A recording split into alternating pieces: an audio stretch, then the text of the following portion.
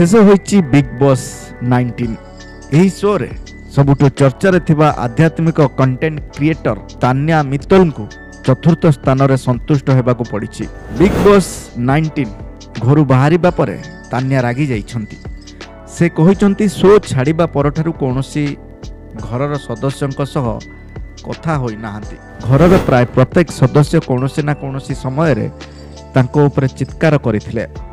यह तांको सबुठु अधिक प्रभावित करिथिला। घरर स्मृति मो ऊपर भारी पड़िछि। एपरि जने व्यक्ति नाहंती जे मो ऊपर रागी नाहंती, किंतु मु सेमानंकु कहिथिली मते एसबु फरक पड़े नाही। मु धीरे धीरे मोर तुंड को स्वाभाविक करुछि, कारण मते ग्वालियर जीवाकू पड़िबो। सेठाकार लोक माने एते पार्टी करंती नाही, सेमाने बहुत भलरे कथा हुंती। वर्तमान मु काहा सह कथा हेबाकू चाहू नाही। एही समय रे तान्या फोटोग्राफर एवं सिक्यूरिटी को ऊपर मध्य प्रबल रागी जाइथिले। एथर अनुपमा फेम गौरव खाना बिग बॉस 19 ट्रॉफी जीतिथिले।